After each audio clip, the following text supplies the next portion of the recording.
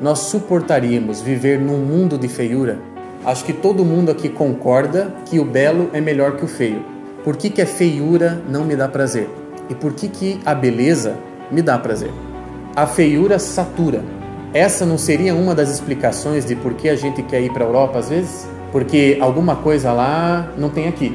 Então, por exemplo, você andando aqui em Curitiba, você vai encontrar, não vou nem dizer centenas, talvez até mais de centenas de estilos arquitetônicos.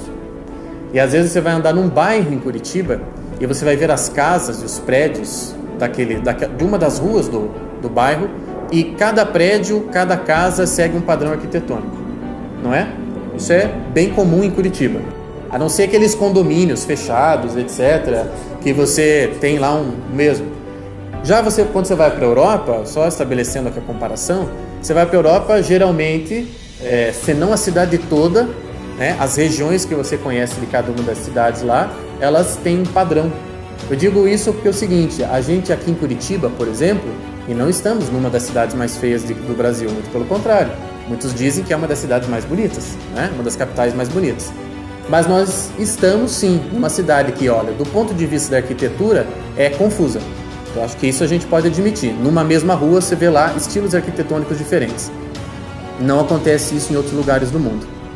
De alguma forma a gente tem em Curitiba uma experiência, ainda que não traumática, mas uma experiência de desordem. Sendo que na Europa, por exemplo, essas cidades que eu citei aqui, uma criança que cresce numa dessas cidades, ela tem a experiência contrária.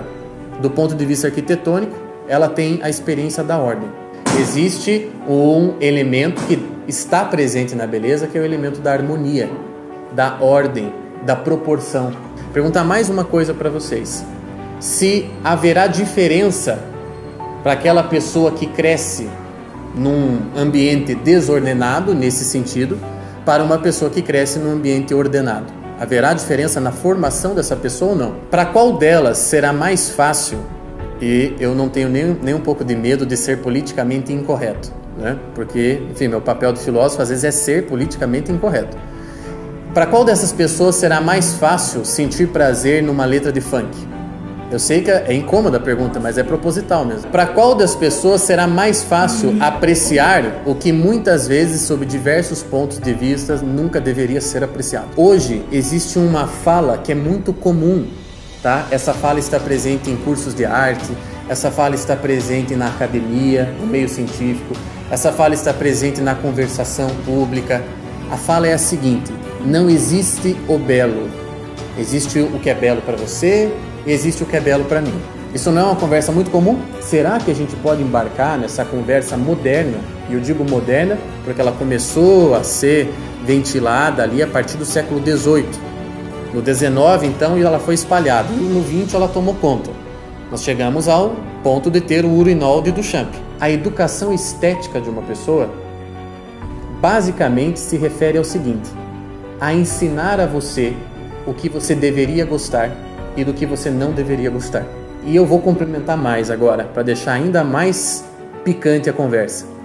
Hoje, 2014, aqui no Brasil, em Curitiba, nós estamos muito mal educados a gostar do que jamais deveríamos gostar, a ouvir o que jamais deveríamos ouvir, a gastar tempo, né, com certos tipos de arte com os quais nós não deveríamos gastar nenhum minuto.